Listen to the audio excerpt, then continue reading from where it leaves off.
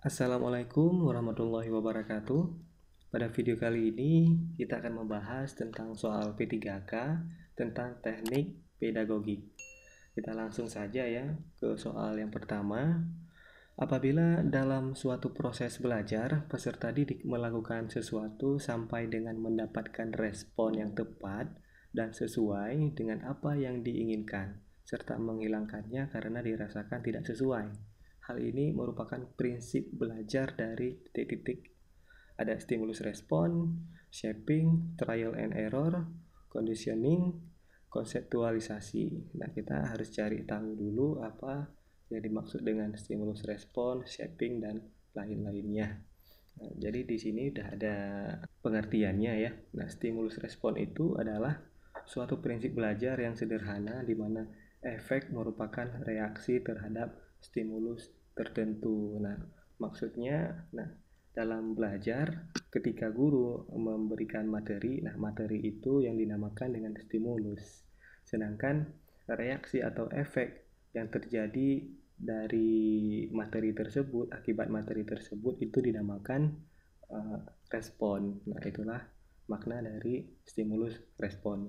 Sedangkan shaping adalah mengembangkan perilaku baru dengan penguatan berturut-turut. Nah, jadi perilaku yang belum pernah individu ketahui diajari secara berturut-turut. Kemudian ada trial and error. Trial and error ini adalah metode pendalaman materi dengan mencoba. Nah, kita sering mendengarkan trial and error ya.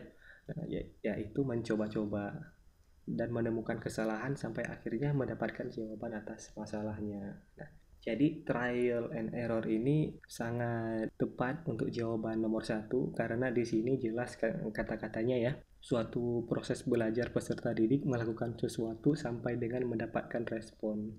Melakukan sesuatu dengan mendapatkan respon. Nah, ini kata kuncinya. Jadi sebelum mendapatkan respon, pasti dia melakukan sesuatu kesalahan. Kesalahan itu dia hilangkan karena dia rasakan tidak sesuai. Nah, dia mencoba lagi sampai menemukan jawaban atas masalahnya. Jadi prinsip ini adalah prinsip dari trial and error. Jadi dapat dipastikan jawabannya adalah C. Kita lanjut ya soalnya. Nomor 2, teori belajar yang mengutamakan perubahan tingkah laku pada individu yang belajar dengan mengutamakan hubungan stimulus dan respon merupakan teori belajar behavioristik, rekonstruktivistik, kognitivistik, humanistik, konstruktivistik. Nah, ini agak susah kita bacanya ya. Jadi kita cari tahu dulu maksud dari teori belajar ini. Jadi kalau behavioristik itu terbentuknya perilaku dihasilkan dari proses belajar, sedangkan belajar itu sendiri merupakan interaksi antara stimulus dan respon. Tadi sudah kita bahas ya stimulus dan respon ini. Ternyata langsung dapat jawabannya karena kebetulan dia langsung berada di poin pertama di A ya, behavioristik. Nah, karena di soal pun ada hubungan stimulus dan respon, nah jadi dapat dipastikan jawabannya adalah A. Nah, interaksi stimulus dan respon kita ulangi sekali lagi. Stimulus itu adalah materi yang diberikan oleh guru, sedangkan respon adalah reaksi yang terjadi akibat materi yang diberikan oleh guru tadi yang disebut dengan stimulus. Nah, sedangkan konstruktivistik itu menekankan seorang yang belajar memiliki tujuan untuk menemukan bakatnya. Nah, di konstruktivistik ini kan asal katanya dari konstruksi. Nah, konstruksi itu adalah membangun. Di teori konstruktivistik ini, individu membangun dirinya sendiri sampai menemukan bakatnya. Nah, jadi di sini peserta didik itu diharapkan lebih aktif dari gurunya. Nah, sedangkan kognitivistik itu mengutamakan perbedaan individual pada diri peserta didik. Dalam artian setiap orang memiliki pengetahuan dan pengalaman yang telah tertata dalam bentuk struktur kognitif yang dimilikinya. Jadi kalau teori kognitivistik ini lebih condong kepada tingkah laku yang mengatakan bahwa setiap individu itu memiliki tingkah laku yang berbeda ya. Nah, sedangkan humanistik ini mengutamakan melihat tingkah laku manusia sebagai campuran antara motivasi yang lebih tinggi atau lebih rendah, mampu mencapai aktualisasi diri. Humanistik ini adalah teori belajar yang lebih menekankan kepada sifat humanis, sifat yang baik, sifat individu yang mencapai cita-citanya. Kurang lebih seperti itu ya. Nah, jadi ini adalah 4 teori yang populer. Kita lanjut ke soal berikutnya ya. Di dalam proses pembelajaran, para peserta didik dihadapkan dengan situasi di mana ia bebas untuk mengumpulkan data, membuat dugaan, mencoba-coba, mencari menemukan pola, mengeneralisasi atau menyusun rumus beserta bentuk umum, membuktikan benar tidaknya dugaan itu. Nah, hal ini merupakan penerapan teori belajar. Ini sudah ada pilihan jawabannya. Jadi, di sini kita bisa melihat lagi, bisa mengkaji lagi. Kalau behavioristik ini dituntut agar peserta didik mengungkapkan kembali pengetahuan yang sudah dipelajari. Dalam artian dimintai reaksi dari stimulus ya. Stimulus itu materi, sehingga dimintai reaksi dari stimulus itu, yaitu diajak untuk mengungkapkan kembali pengetahuan yang sudah dipelajari atau yang sudah diberikan oleh gurunya tersebut. Sedangkan kalau konstruktivistik ini, seperti yang saya katakan tadi, di teori konstruktivistik ini siswanya lebih aktif. Nah, guru tidak mentransfer pengetahuan yang telah dimilikinya, melainkan membantu peserta didik untuk membentuk pengetahuannya sendiri dan dituntut untuk lebih memahami jalan pikiran atau cara pandang peserta didik dalam belajar. Nah, jadi di teori konstruktivistik ini peserta didik diajak untuk berpikir bebas. Nah, jalan pikiran atau cara pandangannya itu bebas. Dia boleh memilih cara pandang yang berbeda-beda untuk belajar. Nah, jadi ini sejalan dengan pernyataan di nomor 3 ini. Nah, di dalam proses pembelajaran, para peserta didik dihadapkan dengan situasi di mana ia bebas. Ini kata kuncinya ya.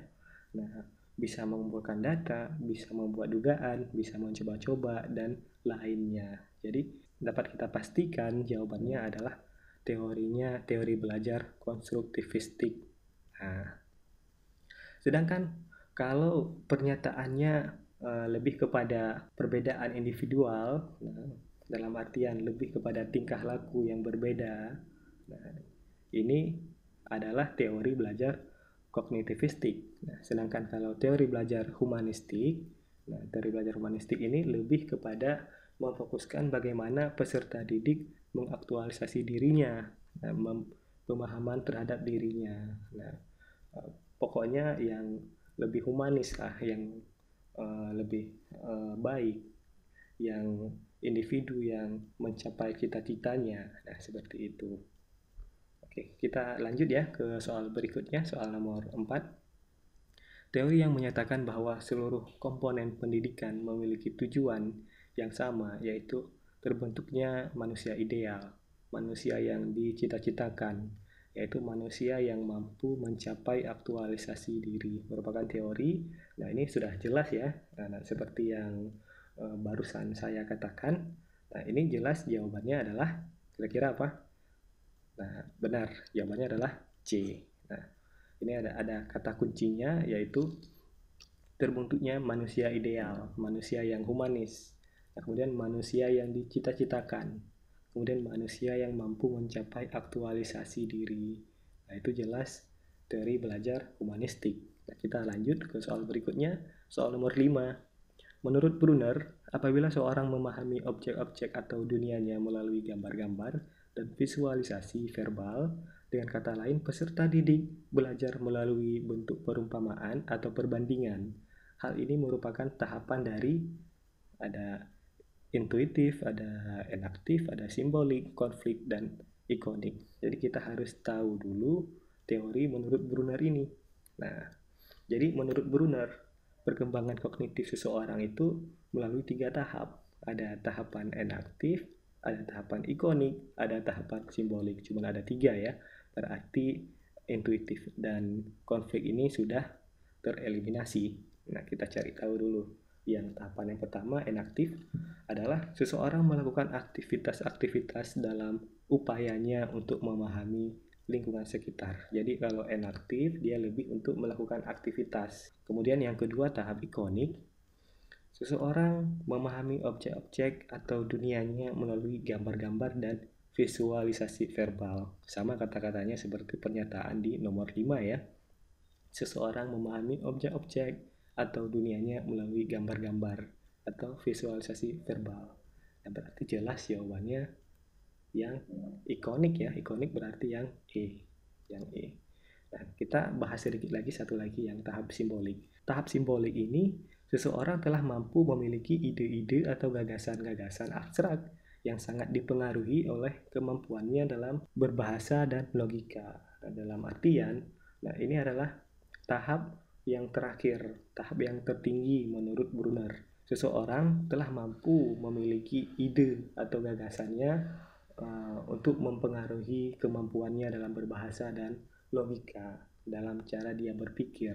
Sedangkan ikonik, nah ini memahaminya menggunakan objek-objek melalui gambar atau visualisasi. Nah, sedangkan tahap yang pertama, tahap enaktif ini, seseorang melakukan aktivitas-aktivitas untuk memahami lingkungannya atau dalam belajar. Nah, ya.